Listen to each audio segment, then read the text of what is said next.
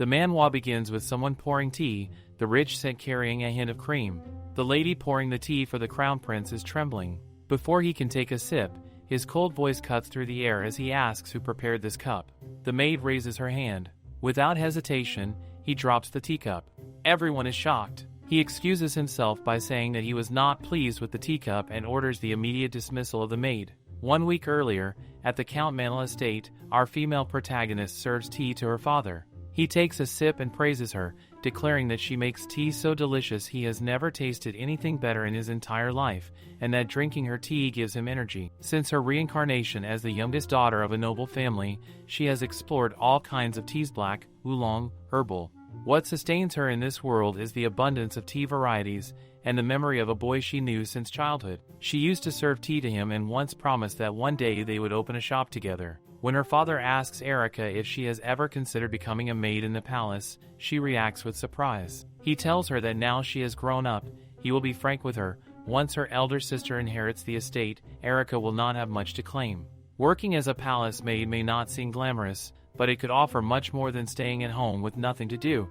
If she does not mind, she could earn a future for herself. Erica slams her hands on the desk, startling him, and declares that she will do her best. This is one step closer to her dream of opening her own tea house in the capital. Following their conversation, her father secures her a position as a tea servant in the Crown Prince's palace. After completing her probation, she will be able to handle the finest tea leaves. She could not imagine a better opportunity, except she already knows about the Crown Prince's notorious habit of firing his servants on a whim. She has heard of him breaking teacups and dismissing staff again and again. In the present, when the Crown Prince once more breaks a teacup, Erica retreats to her room, sighing as she wonders whether she should just quit while she is safe. Her mood lifts when she sees her diary. This is no ordinary diary, it is a magical exchange diary. Anything she writes and it appears in her friend's diary far away.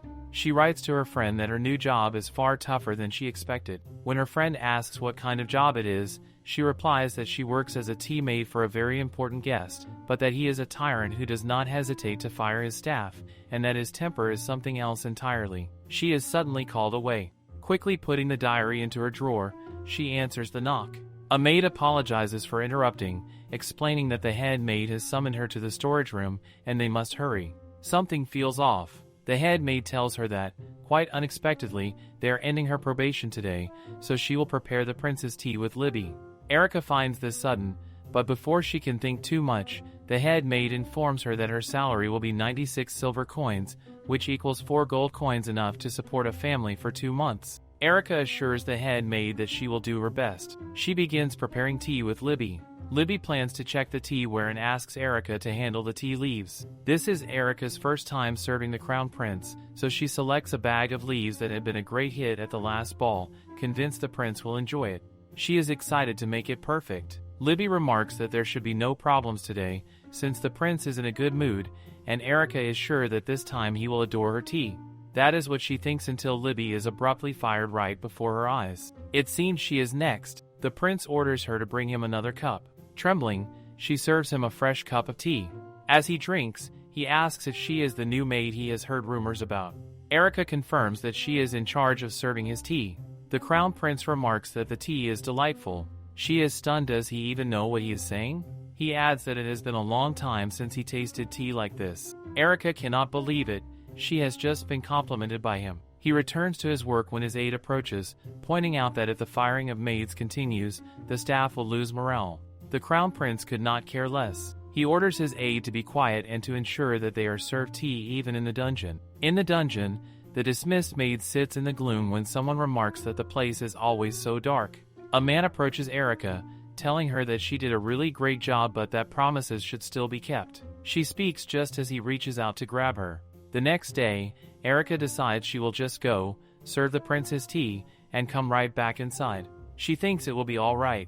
Someone in the room is trying his best to get the Crown Prince to look at a certain document, but the prince seems more interested in having tea than reading anything. The Crown Prince nods at her, and she carries the tea tray over to him.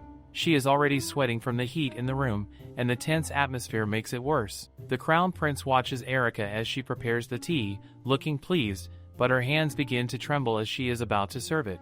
There is no space on the table, so she apologizes and asks if she should come back later. The Baron nearby is glaring at her so fiercely that it feels like he is trying to kill her with his eyes. The Crown Prince orders the Baron to leave. The Baron is startled, but when the Crown Prince glares at him again, he has no choice but to dash away. Erica hands over the tea, and the Crown Prince asks her to explain it. She begins describing the tea in detail, but it feels more like she is being grilled in an interview than serving a drink. When she feels the conversation is over, she politely asks if she may leave, but the Crown Prince tells her he still has more questions. He asks if they can continue, and it's not as though she has any real choice. Eventually, she is back in her room. Serving tea to him was harder than she expected, but watching her colleagues being dragged out one by one was even more difficult. Later, she sees her dear friend. He asks if she is doing well at the tea house, if anyone is bothering her, and if she is eating properly. She assures him that everything is fine, though it is unsettling to see her colleagues getting kicked out. He then asks her to come work with him instead.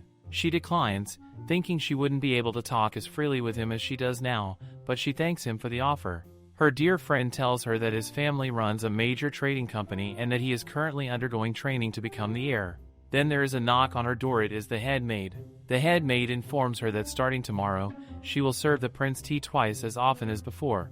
His schedule will remain the same, but if he feels peckish between lunch and dinner, she will be required to bring tea and refreshment. It is obvious that with her tea duties doubled, her pay will also double. The extra money is enough to make Erica genuinely happy to accept. But once she is working, she wonders what on earth she was thinking when she agreed to it. Serving him was already difficult, and now she also has to answer all of his questions. She had thought he was the quiet type.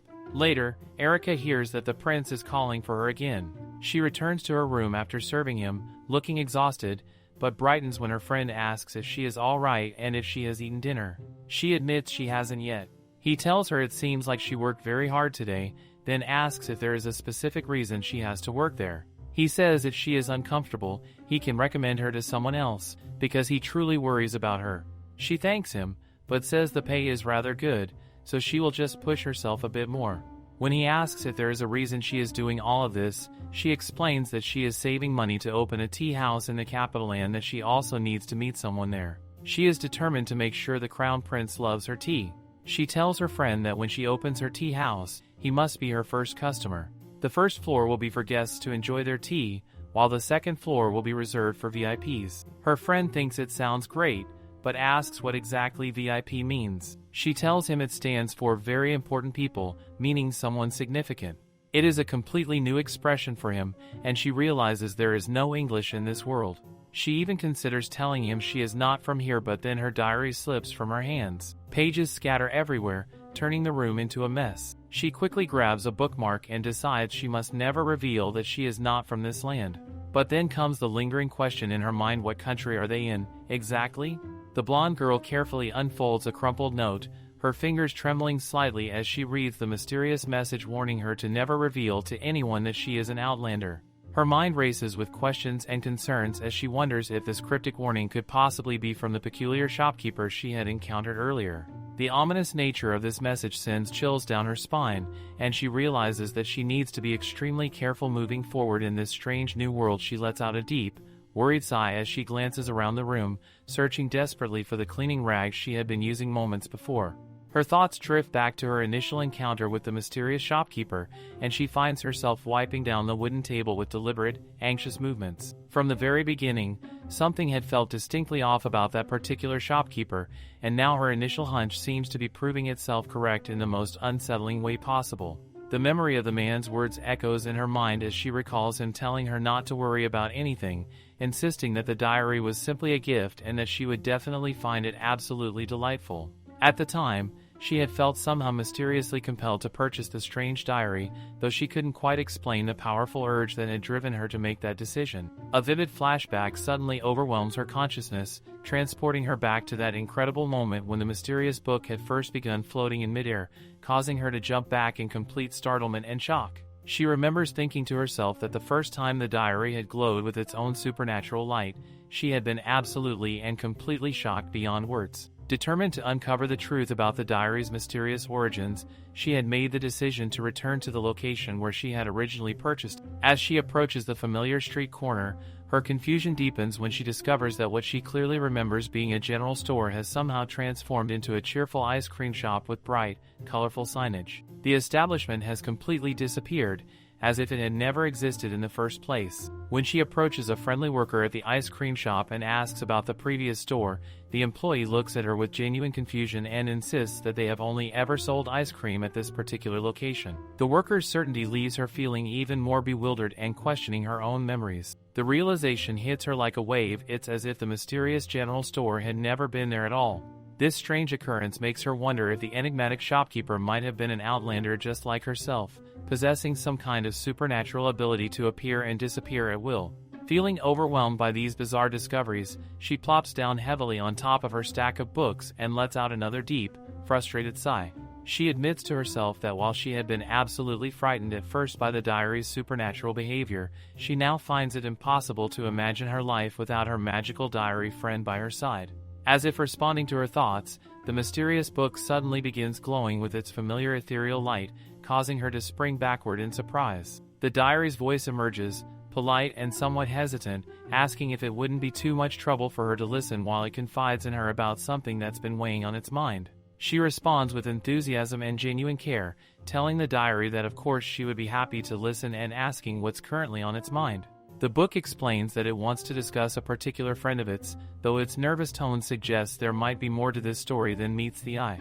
She immediately picks up on the obvious hint and responds with amusement, telling the diary that it sure sounds like this conversation is actually about the diary itself, which she finds absolutely adorable and endearing. The diary continues its transparent charade, explaining that this supposed friend has been harboring fond feelings for someone for quite a long time but remains completely unsure about how to properly approach this person.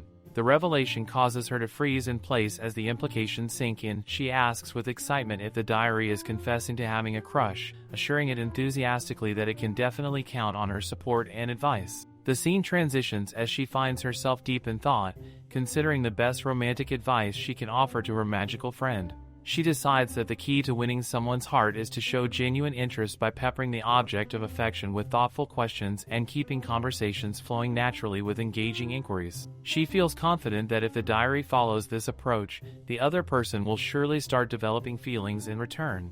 Meanwhile, in another part of the palace, she walks through the corridors while observing a particularly haggard-looking man who appears to have had a difficult day. She silently thanks him for what she considers to be sage advice about pursuing romance, though she reflects that romantic pursuits seem significantly harder than any job she's ever undertaken.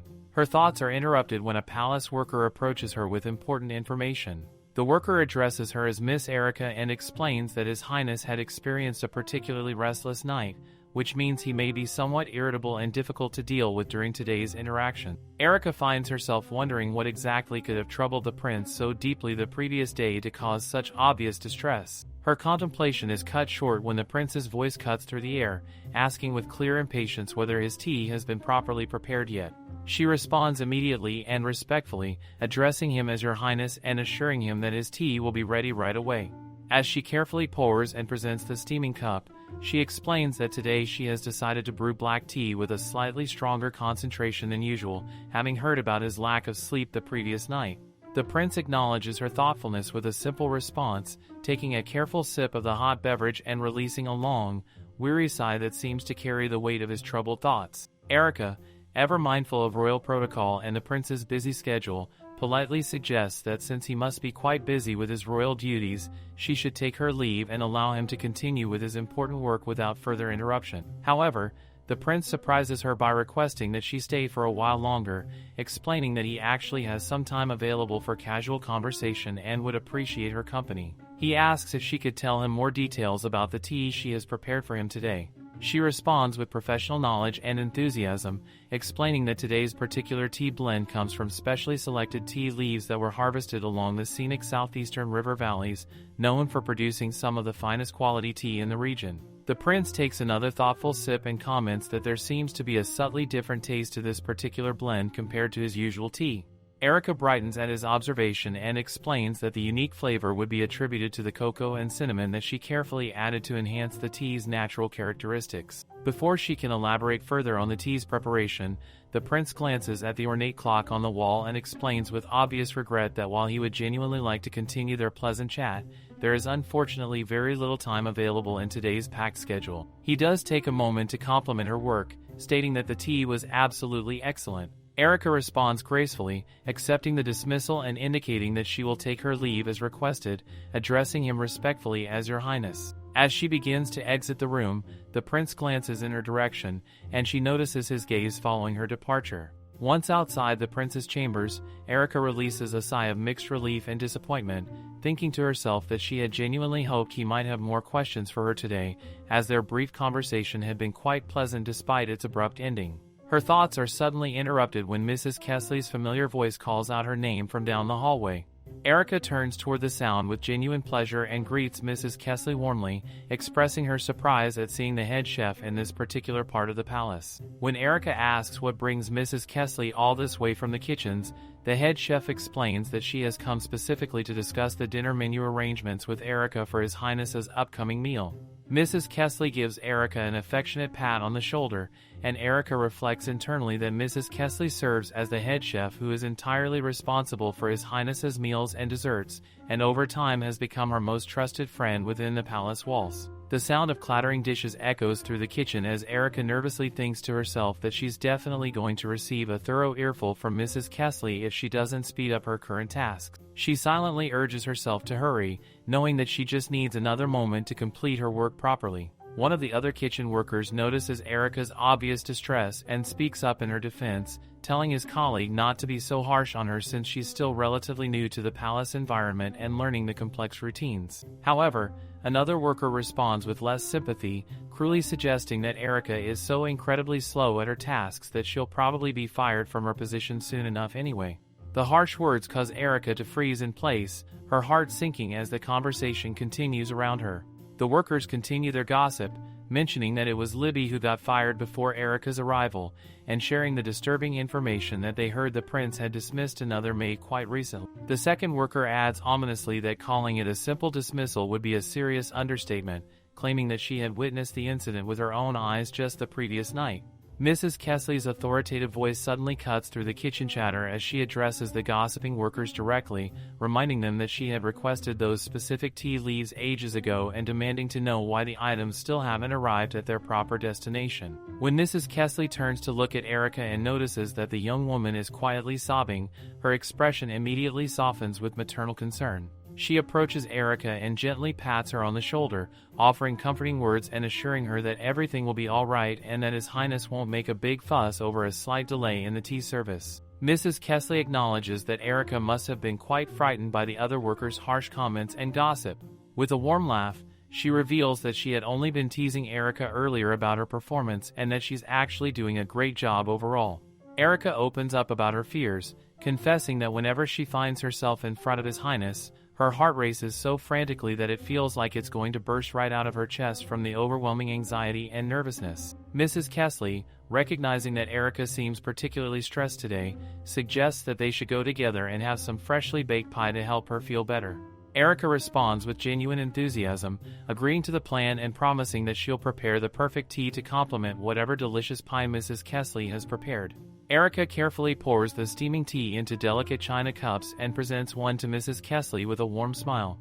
Mrs. Kelsey takes a careful sip of the perfectly brewed tea and compliments Erica sincerely, telling her that there's truly nothing quite like tea prepared by her skillful hands. She encourages Erica to have some tea herself and to let her know if the amount isn't sufficient. Erica takes a bite of the sweet, flaky pie and her face lights up with genuine delight as she exclaims how incredibly good it tastes. Mrs. Kelsey warmly encourages her to eat as much as she wants, clearly pleased by Erica's enthusiastic response to her baking. Mrs. Kelsey then shifts the conversation, asking casually if Erica has managed to complete all of her assigned tasks for the day.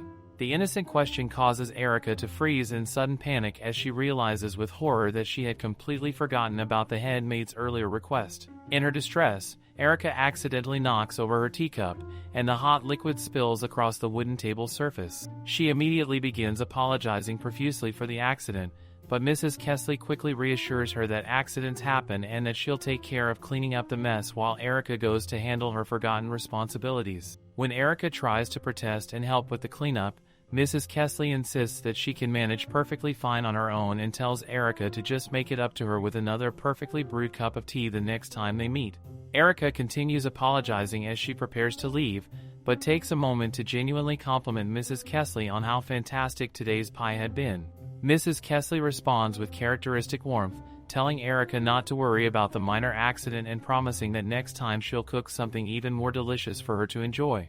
Erica sprints down the palace corridors while thinking miserably to herself that she's always causing unnecessary trouble for Mrs. Kelsey due to her own foolishness and clumsiness. Behind her, Mrs. Kelsey efficiently wipes down the table, declaring that everything is now perfectly clean again. As she finishes cleaning, Mrs. Kelsey decides that she should wrap up a generous piece of pie for Erica to enjoy later as a small gesture of kindness. While tidying up, she happens to glance at some nearby flowers and wonders to herself when exactly these particular flowers had begun blooming so beautifully and vibrantly. Later that evening, Erica stretches her tired muscles and announces to herself with satisfaction that she's finally finished all her work. She reflects that this wraps up the complex task of sorting through all the different tea leaves, organizing them by type and quality. Since she has some precious free time before the next scheduled tea service, she decides that maybe she'll dive into reading the novel she's been eagerly anticipating. Her mind drifts back to her time before entering the royal palace, when she had lived at Count Manel's estate. She vividly remembers her sister dramatically banging her fist on the table and yelling with excitement about a popular story, declaring that she absolutely must know more about this tale of a woman who contract married the wealthiest, terminally ill duke, but somehow the emperor won't stop obsessing over her. Her sister had proclaimed it was definitely the talk of the town that year. Erica had responded calmly to her sister's enthusiasm, and her sister had immediately demanded that Erica lend her the copy so she could start reading the intriguing story right away. Now, in the quiet of her palace room, Erica locates the book and carefully removes the accumulated dust from its worn cover. She reads the title aloud and reflects that this particular title hardly seems appropriate for the refined atmosphere of the royal palace. Contract married the wealthiest terminally ill duke, but the emperor won't stop obsessing over her. According to the story's premise, as a young boy, the future emperor had met the female lead completely by chance during a brief encounter. This meeting had caused him to fall hopelessly and deeply in love at first sight, a love so powerful that it would shape his entire future. Fueled by this overwhelming love and devotion, he had not only awakened to his true magical powers but had also systematically eliminated all of his political enemies and rivals. Through cunning and determination, he had claimed the imperial throne for himself, earning the infamous and feared title of the bloodthirsty tyrant throughout the land. Years later, when fate brought them together again, the female lead had desperately pleaded with him to stay away from her, not recognizing the blood-covered emperor as the same innocent boy she had once briefly encountered. Erica's reading is interrupted when a young boy knocks at her door, addressing her respectfully as Miss Erica. He explains urgently that His Highness has finished his meal earlier than usual today and that she needs to prepare his tea immediately to maintain the proper schedule. Erica recognizes the boy as Archie and asks him curiously what had been on the menu for His Highness today. Archie provides a detailed report, explaining that His Highness had enjoyed a sophisticated meal consisting of fresh asparagus paired with perfectly baked fish fillet, followed by a succulent beef tenderloin steak prepared to perfection. For dessert, the kitchen had planned a freshly baked chocolate cake that was still warm from the oven. With this information, Erica confidently declares that the menu settles her tea selection decision, and she promises Archie that she'll have the perfect complimentary tea ready in no time at all. A short while later, Erica enters the prince's chambers carrying a carefully prepared tea service. She apologizes sincerely for any wait His Highness may have experienced and presents today's specially selected tea with professional pride. The prince stares thoughtfully at the steaming cup before beginning to ask about the tea's specific name. Erica, anticipating his question, thinks to herself that she'll get ahead of his inquiries this time and provide comprehensive information before he even asks for it. When the prince requests that she please tell him about the tea, Erica begins to respond that it's called Moroccan mint tea, but freezes mid-sentence as she suddenly realizes that Morocco doesn't exist in this particular world. Thinking quickly, she corrects herself and explains that it's actually Moro mint tea, hoping her improvisation sounds believable. The prince repeats the name questioningly, and Erica confirms her made-up designation, explaining that she had received some particularly unique mint leaves in the tea storage area and had decided to create this creative name for the blend. The prince seems to accept this explanation with a simple acknowledgement. Erica continues her detailed explanation, noting that the mint has a pretty strong flavor profile that can easily overshadow the more delicate tea base, but that she has used specially roasted leaves to carefully balance out the strong mint flavor and create a harmonious blend.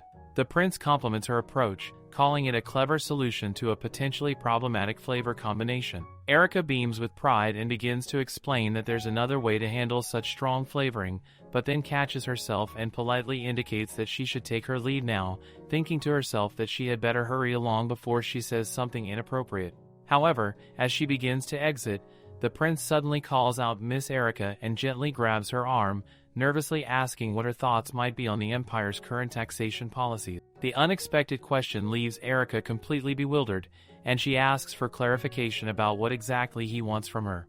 The prince continues with increasingly strange requests, telling her to list 5 specific pros and cons of their current tax system. When Erica looks confused, he presents her with an even more bizarre hypothetical scenario, asking if she were a coachman who had to choose between saving people tied to a bridge or passengers in a sinking carriage, whom would she save first? Erica responds thoughtfully that she would first try to avoid the crash entirely, then rescue the passengers who had fallen into the water. When the prince presses further, asking what she would do if she couldn't save them after they had already fallen in, Erica responds with determination that even if the situation seemed impossible, she would definitely find a way to save everyone. She thinks to herself that he really should have just asked her about tea instead, since that's clearly her area of expertise. But then again, she finds herself admiring how he manages to enjoy his daily tea and desserts while maintaining such a sharp, defined jawline. Later, sitting alone on the floor of her room, Erica tries to forget about the prince's strange questions and decides to just finish reading her engaging book. She returns to the story where the tyrant emperor has decided to propose marriage to the female lead, but the clever female lead foresees his romantic plan and decides to take drastic action to escape it. To avoid the emperor's unwanted proposal, she seeks out a wealthy, terminally ill duke and boldly proposes a contract marriage arrangement to him instead.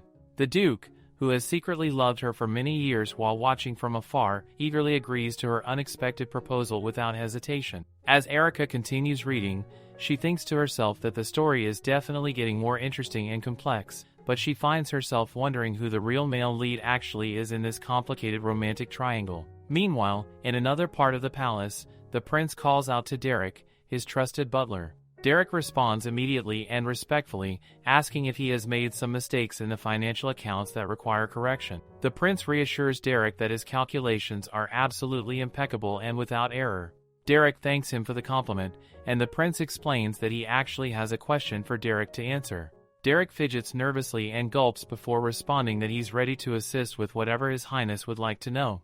The prince then asks the question that has been weighing on his mind: how does one excel at the complicated art of romance? Derek freezes in complete shock and asks for clarification, clearly not having expected such a personal inquiry from his normally reserved master. Derek stares at the prince with complete bewilderment, his mouth slightly agape as he processes the unexpected question that has just been posed to him.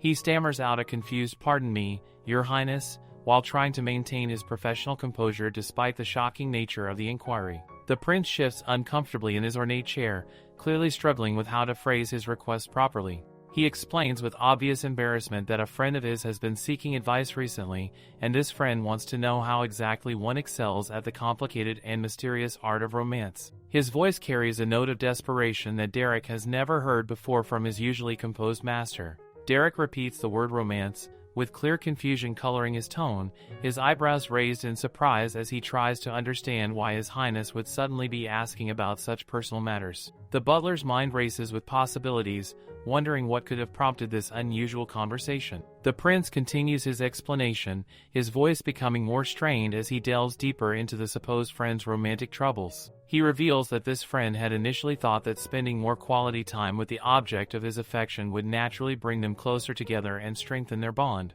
However, instead of achieving the desired result, this strategy has somehow made them feel more distant and awkward around each other than before. As Derek listens to these details, a sudden realization dawns on him: the prince isn't talking about a friend at all. The butler's eyes widen slightly as he understands that his master is actually describing his own romantic situation, though he's too embarrassed to admit it directly. This revelation explains so many recent behavioral changes that Derek had noticed but hadn't been able to understand. The prince continues his confession, explaining with growing frustration that their conversations have begun to lack any real spark or genuine connection, making the entire situation rather challenging and emotionally draining. His usually confident demeanor has been replaced by uncertainty and self-doubt. Derek thinks to himself with growing understanding that this romantic struggle must be why the prince has been so particularly demanding and difficult lately. The butler recalls with sudden clarity how the prince has been constantly calling for him at the most inappropriate times, when Derek is busy with important work, when he's delivering items throughout the palace, and even during the precious few hours when he's trying to sleep. The pattern now makes perfect sense. A wave of concern washes over Derek as he thinks to himself that at this relentless pace, with the prince's increasing demands and erratic behavior, he'll probably be the first staff member to completely collapse from exhaustion. The realization is both worrying and slightly amusing. When the prince notices Derek's prolonged silence and questions whether his butler is still listening, Derek quickly recovers his composure and offers what he hopes will be helpful advice. He suggests thoughtfully that perhaps this friend could try highlighting his natural strengths and positive qualities to the person he admires, rather than trying to be someone he's not. The prince looks genuinely puzzled by this suggestion and asks with obvious confusion what exactly Derek means by his strengths. The concept seems foreign to him, as if he's never considered what his own positive attributes might be. Derek, warming to his role as romantic advisor despite his initial shock, explains that, for instance, if it were him in this situation, he would focus on showcasing his most appealing characteristics and talents. The prince leans forward with obvious interest, saying that this sounds quite intriguing and he'd like to hear more about this approach. Their private consultation is suddenly interrupted by Erica's familiar voice as she knocks politely on the door and announces that she has brought some freshly prepared tea and snacks for His Highness. When she enters the room and catches sight of the prince, she's immediately struck by his overwhelming presence and thinks to herself that he's absolutely blinding in his handsomeness. Derek's first piece of dating advice echoes in the prince's mind. He should highlight his natural charm and appeal to capture her attention.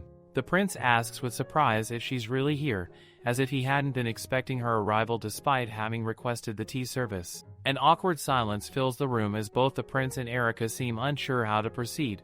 Then the prince suddenly remembers Derek's second piece of dating advice, which was to maintain a mysterious air by keeping quiet around her and letting his presence speak for itself. The prince stands up from his chair with deliberate grace, and Erica begins her usual professional explanation about the day's tea selection. She explains that today's tea comes from the very first harvest of the most tender leaves found at the top of the tea bushes in the central western kingdom, known for producing the finest quality tea in the region. As he sits back down, Erica finds herself thinking that he really is ridiculously handsome in a way that's almost unfair to other people.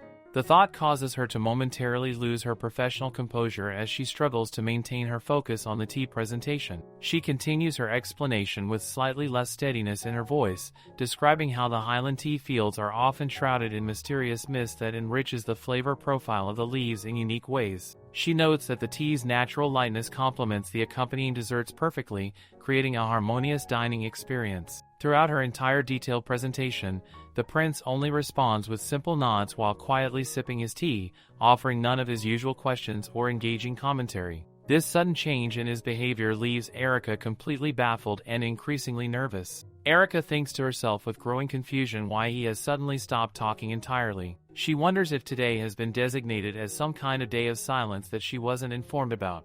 The dramatic shift from his previous chattiness to this mysterious quiet is something she's barely coping with, and the tension in the room feels almost unbearable. Unable to handle the uncomfortable silence any longer, Erica nervously picks up the serving tray and rushes toward the door, announcing with obvious flustered energy that she'll take her lead now. Her hasty retreat causes the prince to flinch slightly, clearly not having expected such an abrupt departure. As soon as Erica is safely out of earshot, Derek peeks his head back into the room and asks eagerly whether his first piece of advice worked as intended. However, his enthusiasm is quickly met with the prince's obvious displeasure, and Derek lets out a big ouch as he realizes his suggestion may not have had the desired effect. The next time Erica enters the prince's chambers for the regular tea service, she announces her arrival with her usual professional courtesy, explaining that she's serving the tea now and beginning to describe what she has brought for today's selection. However, her words are cut short by a dramatic gasp that escapes her lips involuntarily. She thinks to herself with complete shock why the prince is suddenly dressed in the distinctive, colorful attire of the southern kingdom, which is quite different from his usual formal palace wear. The unexpected costume change catches her completely off guard and leaves her struggling to maintain her professional demeanor. Derek's third piece of dating advice echoes in the prince's mind. He had suggested that the prince should strip down his formal barriers and show more of his true self to her. However, it seems the prince may have misinterpreted this advice in a more literal way than Derek had intended. Erica finds herself involuntarily counting under her breath as she tries to distract herself from the prince's unusual appearance, thinking 1 piece, 2 pieces, 3 pieces of chocolate, as if the mental exercise might help her regain her composure. Despite her best efforts, she can't help but notice how the exotic clothing suits him remarkably well. She begins drooling slightly without realizing it and nervously attempts to continue with her tea presentation, stammering that today's tea is infused with tart cranberries that provide a delightful contrast to the base flavors. The prince, noticing her obvious distress and pale complexion, asks with genuine concern whether she's feeling all right. His worry seems sincere, though he appears unaware that his unusual clothing choice is the source of her discomfort. At that moment, part of the prince's loose-fitting Southern Kingdom clothing shifts or drops slightly, causing Erica to let out a startled "oh dear." She quickly encourages him to please enjoy his tea while she makes another hasty dash from the room, her face burning with embarrassment. As she flees down the hallway, the prince calls out after her with obvious confusion, saying, "Miss Erica." But she's already too far away and too flustered to respond appropriately. Once safely alone in her quarters, Erica tries to process what has just happened, thinking to herself that she can't believe she just ran out like that again. She begins to wonder with growing paranoia if these strange encounters are their way of tormenting her deliberately, or if the prince might be trying to create reasons to fire her from her position. An even more troubling thought occurs to her: could he have somehow figured out that she obtained this prestigious job through his father's connections rather than through her own merit? The possibility fills her with dread as she considers the implication. Erica gulps nervously as she contemplates the worst-case scenario, wondering if she's going to end up being dismissed like all the rest of the servants who have mysteriously disappeared from the palace. The thought causes her to tremble with fear and anxiety. In her distressed state, she reaches for her magical diary friend, hoping to find some comfort and advice. However, in her nervous fumbling, she accidentally drops a container of ink, watching in horror as the black liquid spills across the diary's pages. She immediately writes an apology, explaining that she's sorry for spilling ink all over the diary and asking if she can seek advice about something that's been troubling her. She notices that the diary's response seems unusually delayed today, which only adds to her anxiety and worry. Eventually, she drifts off to sleep while waiting, only to be awakened later by the familiar glow of the magical book. The diary's voice carries a tone of sincere apology as it explains that it's sorry for the delayed response. It reveals that it has been tied up with various matters and has only just now managed to open the diary to communicate with her. The diary expresses that while it pains the magical book to hear that she's troubled, it also means a great deal that she relies on their friendship during difficult times. The diary continues its heartfelt response, admitting with obvious regret that it's truly sorry for not being more helpful in her time of need. The genuine care in the diary's words touches Erica deeply. She thinks to herself with growing emotion that her magical friend actually stayed up late just to reply to her message and provide the support she desperately needed. This realization fills her with warmth and gratitude. Erica writes back to thank the diary for making her feel so much better, adding a small heart symbol to show her appreciation. She explains that the diary's kind words have really brightened her entire day and given her the strength to continue.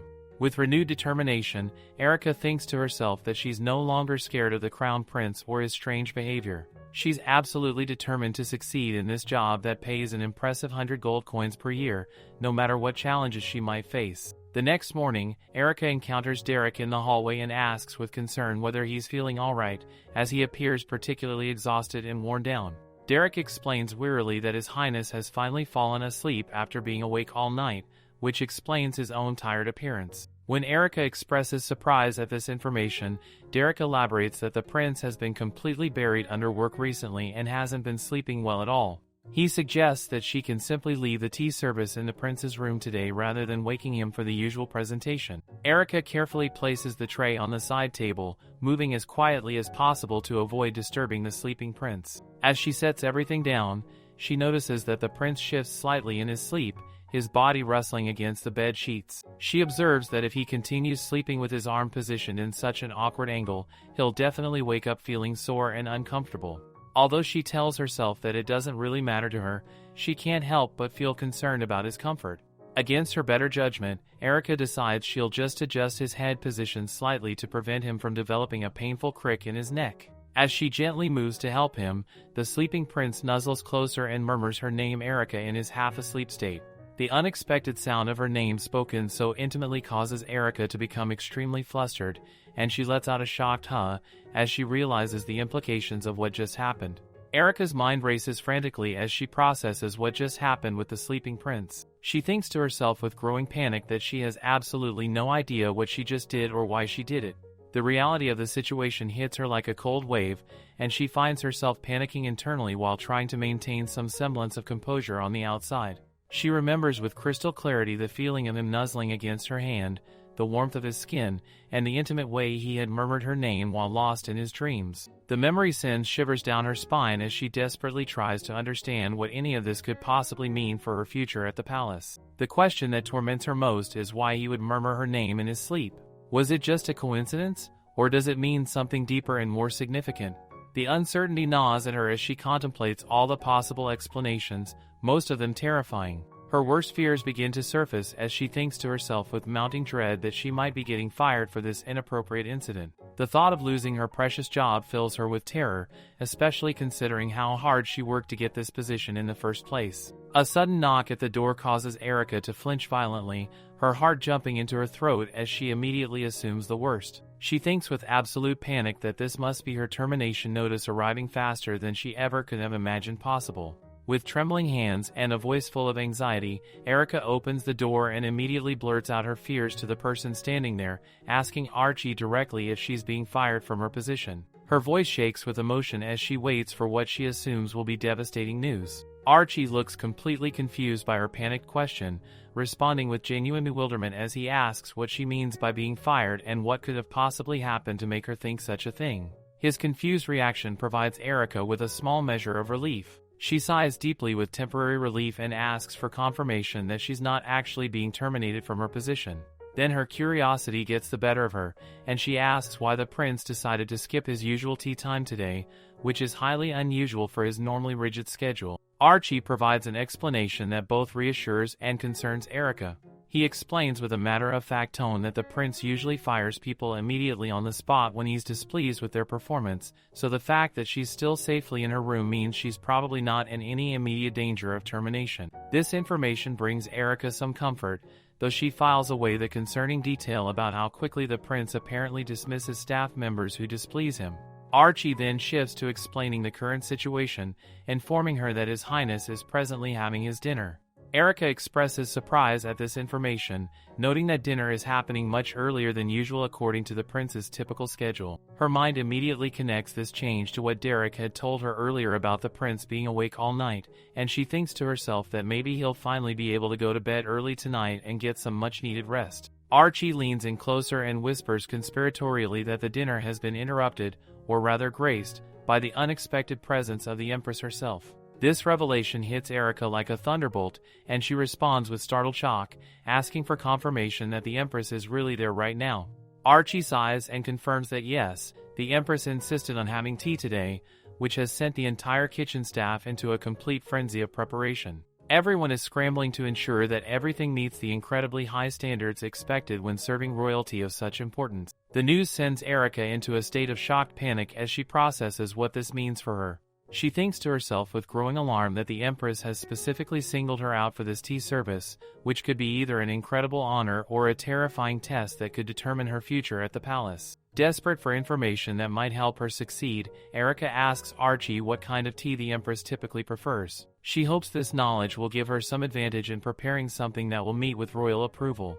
Erica's mind immediately turns to the novel she's been reading, and she recalls that the Empress in that story has a particular fondness for hibiscus tea. She slams the book closed and thinks to herself that surely not every Empress in existence likes that particular type of tea, right? However, as she stares at the closed book, she realizes that adjusting her recipe to include hibiscus might actually be the perfect solution for this situation. Hibiscus tea is naturally caffeine-free, which would make it ideal for an evening service, and given how exhausted the prince has been lately, he really needs a good night's sleep.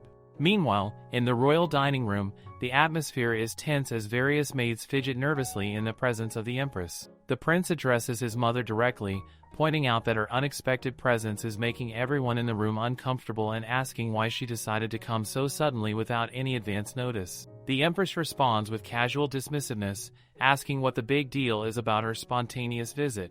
She explains that they should simply add another plate to the table and continue as normal. She reveals that her true purpose for coming is to try the tea that this particular maid makes, having heard quite a bit about her supposed skills. The empress continues her explanation, stating that she had to see for herself whether this maid's tea-making abilities were truly worth the prince scouting her personally for palace service. Her words cause murmurs and chatter among the other people present, who are clearly intrigued by this revelation about how Erica came to work at the palace. The prince calls out to Derek, who responds immediately with his usual respectful attention. The prince asks Derek if he knows anything about the lady who will be serving tea, seeking more information about her background and qualification. Derek provides a professional summary, explaining that the lady in question is Erica from Count Manel's estate, and that her tea-making skills have become quite popular among the nobility recently. This information seems to satisfy the prince's curiosity about her credentials. The prince asks with apparent casualness whether Derek thinks he should bring some of this famous tea to his attention. Derek asks for clarification about where this tea service should take place,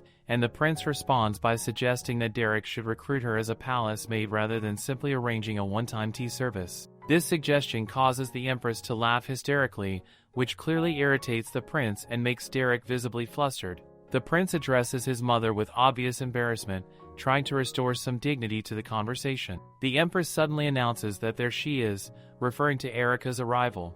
Erica enters the room and politely excuses herself, but immediately notices that everyone is staring at her with intense curiosity, which makes her feel extremely uncomfortable and self-conscious. She quickly announces that she'll prepare the tea right away, hoping to focus attention on her work rather than on herself. As she begins the preparation process, the kettle opens and releases a wonderful fragrance that fills the entire room with its pleasant aroma. The empress notices how intently the prince is staring at Erica during the tea preparation and comments that he looks really tired. She asks Erica if she should brew the tea a bit stronger to help with his obvious fatigue, showing unexpected consideration for her son's well-being. The prince continues staring at Erica throughout the entire process, which makes her incredibly nervous. She thinks to herself that surely a minute has never felt this long before in her entire life, and she anxiously waits for the brewing time to be completed. Finally, the timer indicates that the brewing time is finished, and Erica announces that time's up. She carefully pours the perfectly brewed tea into delicate china cups, her hand steady despite her internal nervousness. The empress immediately recognizes the tea's distinctive characteristics and asks sweetly if this is hibiscus tea. Erica confirms that it is indeed hibiscus, explaining that she has carefully blended hibiscus petals with an assortment of complementary fruits to create a unique and flavorful combination. The empress expresses her approval, stating that just as she had heard, Erica's skills are quite exceptional. This praise causes Erica to blush with pleasure as she responds that she's deeply honored by Her Majesty's kind words. The empress continues her praise, explaining that it's been quite a while since she has enjoyed such fine tea. She then shares a personal memory, revealing that the prince's father had loved hibiscus tea, especially during his courtship period with the prince's mother. He used to make it using hibiscus flowers from their summer garden. This story triggers something in Erica's memory, and she thinks to herself that this tale sounds strangely familiar, though she can't quite place where she might have heard it before. The prince shows interest in this family history and asks when exactly this courtship period had taken place. The empress explains that the prince's grandfather had stayed in the Western Kingdom for a long time when he was young, long before he had joined the battle for the throne. This information seems to surprise the prince, who asks with confusion whether his grandmother was supposed to have met his grandfather only after he had taken the throne.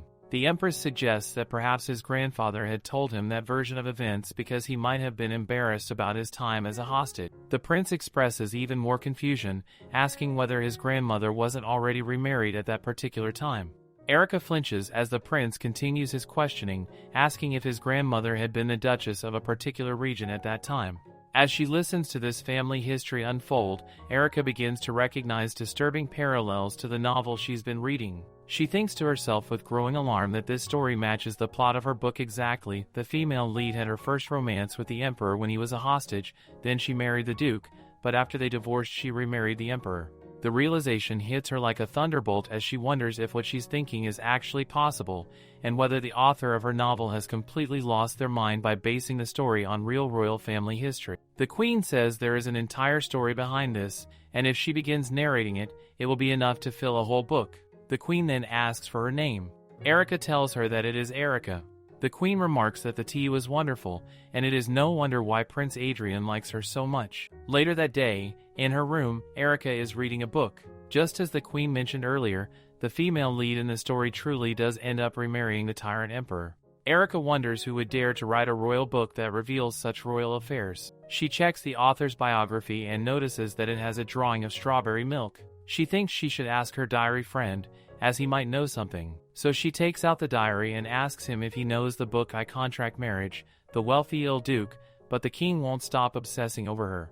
She admits that it is a strange book, but also a very famous one in the capital. Her friend replies that he has never heard of it. She tells him she was wondering who could have written it, so she wanted to know if he knew anything. He says that if she wants, he can look into it for her, but she tells him it is not that important. She thinks to herself that he already has a lot on his plate, so she does not want to burden him further. The next morning, she wonders which tea she should pour this time. She sees that some green tea leaves are left. The taste is rather lacking, but it would be wasteful not to use them. She considers mixing them with something else. She thinks that if she roasts some brown rice from the kitchen and mixes it with the green tea, it might work. When it is done, she tastes it.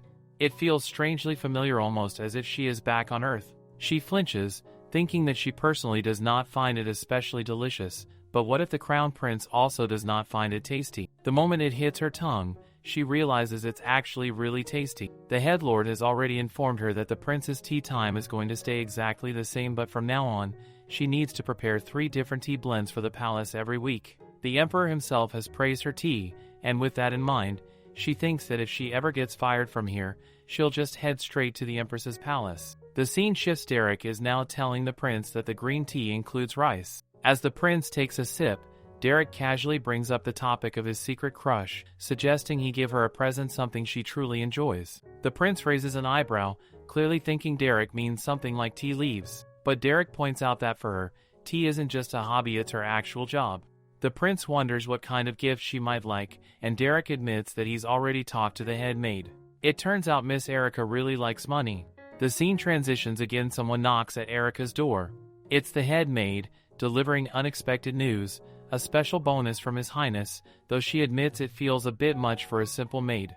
Along with that, Erica has also been granted a vacation. She just has to report to the maid before taking it. Erica is stunned. At this rate, she might actually retire sooner than planned. Meanwhile, the head maid silently wonders what on earth Erica is brewing in that tea to earn such favor. Then comes Archie, running down the hall. The head maid yells after him that she's told him 100 times no running in the palace. He quickly apologizes but keeps rushing toward Erica, blurting out urgent news. The empress barged in on His Highness's lunch hour. As he nervously corrects himself, graced them with her presence. This time, the prince consort, Oscar, has also joined them. He insisted on trying Erica's hibiscus tea. Now, Erica's heart races. The situation is starting to genuinely scare her. She remembers how awkward it was yesterday when she brewed tea in the prince's room. She went in too early and totally threw off the vibe. Still, she gets ready for her duties today, trying to push the nerves away. The moment she opens the door, only one thought crosses her mind. As the saying goes, you reap what you sow, plant beauty, and beauty grows. Erica notices how everything around them seems to shimmer, the light, the polished cups, even the air feels too elegant to breathe. Oscar looks at her with that easy charm of his and asks her to please serve him the tea. She begins to pour the tea for him, her movements graceful and practiced. The fragrance rises, warm and floral, and Oscar finds the shade of the tea itself absolutely lovely. The empress, watching with quiet delight, asks her if she could set aside some of this tea for later. She'd like her parents to try it as well. Erica bows slightly and replies, "Yes, Your Majesty, she will take care of it." The empress then drifts into thought as she recalls an old memory. Oscar explains to her that they were actually talking about the empress's father's wedding, how her father, blinded by jealousy, crashed her mother's wedding. Even now, the empress still talks about it from time to time. It was such an absurd story, but, thanks to that wild intrusion, it rekindled her mother's fond memories of hibiscus from her childhood. The Empress laughs softly, mentioning that there's even a book based on that very story. Hard to believe it's true, but it is. And the author behind it? None other than Mrs. Kelsey. Erica quickly tells her not to share any of this with anyone. Just as she's trying to process everything, Archie suddenly pops out of nowhere, startling her so badly that she nearly drops her tray. The head maid immediately scolds him, but he doesn't seem to care. He's too curious. He thanks Erica for the tea but quickly follows up with the real question: what were she and the others talking about? Erica smiles faintly and tells him that it's actually a secret. Archie pouts, clearly feeling left out. He insists that she tell him, but she isn't budging an inch. She's not giving in that easily. The scene shifts. The prince sits with Derek, asking if he thinks Erica would like tulips. Derek hums thoughtfully, saying maybe his answer makes the prince blush lightly. Derek teases him, telling him that he should just confess to Erica already, but the prince shakes his head. That's not something he can do so easily. His desire isn't just about the present, it goes back to their childhood. He remembers when young Erica promised him that when she opened her own tea house, he must come visit her. He has never forgotten that promise, not even for a single moment. He waited patiently, and by sheer coincidence, he saw her again. Their eyes met, and even though she may have forgotten him, he remembers her completely. Still, he knows his role. He must wait until the day Erica chooses him again. Derek sighs, pointing out that if His Highness were to court her, she'd probably accept him right away. But that's exactly the problem. If the Crown Prince courts Miss Erica, it becomes a royal command, not a heartfelt choice. And since she comes from Count Manel's family, she wouldn't be able to refuse him even if she wanted to. Derek can see that the prince is making things harder for himself, but he also understands why. He suggests that maybe the prince could court her privately, quietly, but the prince shakes his head again. It wouldn't be right. He is the crown prince of the empire, after all. With no obligations holding him back, he must still uphold his honor. If he were to pursue her in secret, it would seem as though he were being dishonorable, treating her as though she were his mistress. And that's something he refuses to let happen. Instead, he vows quietly that when the time comes, he will not taint her dignity or her worth. He will become her one and only legitimate spouse, through the proper channels. Derek can't believe that the prince is already thinking all the way to marriage. Like, seriously? The guy's her employer responsible for her salary, and here he is, talking about marriage plans like it's the next line item on a royal agenda. Still, the prince insists he has no intention of using his position to win her over. He just doesn't want his status to mess with how she feels. He wants to avoid any misunderstanding. Totally fair, but still kind of wild. Derek notes, almost incredulously, that the prince wants to win her heart the honest way. Alright then, so this seems like time for some straight talk. Derek apologizes, but he points out that at this rate, the prince won't even get to send out wedding invitations. That line catches the prince completely off guard. He's confused, trying to make sense of what Derek means by that. But Derek, ever the advisor, pushes through his own hesitation. He can't lose his nerve now. After all, he's the crown prince's advisor. If none of these plans appeal to the prince, could it be that he's simply hesitant to pursue her? The prince corrects him right away. It's not that he doesn't like the ideas. It's just that those methods don't feel right for him. But Derek fires back. If the prince neither speaks nor acts, how on earth will Miss Erica ever know how he feels? Surely, he's not expecting her to just flutter over like a butterfly drawn to flowers, right? But the prince surprises him, saying that's exactly it. Derek is left speechless. Then the prince makes his point. Flowers don't just sit there doing nothing. They're out there putting in the work, releasing those sweet scents butterflies can't resist. So maybe he should try being like one of those fragrant flowers himself, effortless but magnetic. Meanwhile, Erica is seen with Archie. Archie's all flustered, fussing around, wondering if she can already tell what they were talking about back there. But Erica just looks at him, confused, saying no. The scene shifts again to someone quietly staring at a picture of the prince and Erica together. The observer mutters that something about it just doesn't sit right. The future is shifting fast, and soon, this mysterious figure says, he will be meeting Erica face to face. The next day, Erica is seen carefully carrying a tray of tea. It's her first time bringing tea into the study.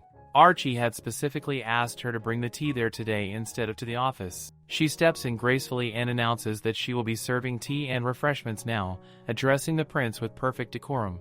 As the door opens, the prince suddenly remembers Derek's advice from earlier. Maybe it's time to bridge the emotional distance between them. Keep the conversation light and easy, he had said.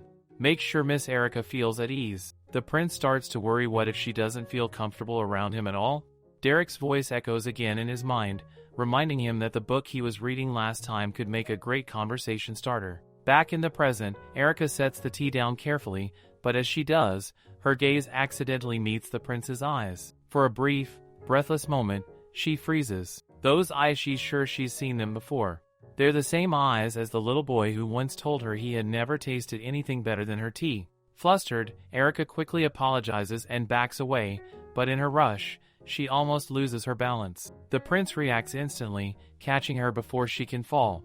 His arm wraps around her to steady her, pulling her a little too close for comfort. The air between them feels suddenly heavy, charged. He asks softly if she's all right, and she stammers out a quick yes, her cheeks flushed. Later, alone, Erica wonders why he reminds her so much of that boy from her childhood. It can't be him, can it? She shakes the thought away, but the resemblance lingers in her mind like a whisper. A little while later, Madeline comes over to see Erica, asking if she's busy. Madeline is a maid serving Prince Consort Oscar. Unlike Erica, she's not directly tied to the Crown Prince's service, which means she won't just disappear suddenly due to palace politics. Finally, Erica feels like she's made a real friend in this gilded maze of court life. Erica hands back the book she borrowed, and Madeline's eyes widen when she realizes Erica has already finished reading it. The book in Count Winter's room tells the story of a terminally ill duke who graciously divorces the female lead before retreating to his duchy to live out his final days in solitude. The divorced heroine then remarries a tyrant emperor, falls in love again, and their story ends on their wedding night. Madeline sighs dreamily. It's just so romantic. How could anyone be together again with their first love like that? It only happens in novels, right? But no one tells her that the story was actually based on a true one. Madeline then hands Erica another book, telling her she should read this one too. It's absolutely amazing. Erica thanks her, though she glances at her shelf, wondering where she'll even fit the new book. The space is already overflowing, and new tea leaves keep coming in every day, filling every corner with that soft, calming fragrance that always seems to follow her. But the old ones are far too good to waste, and Madeline casually suggests that they can just send them all to the Rose Palace.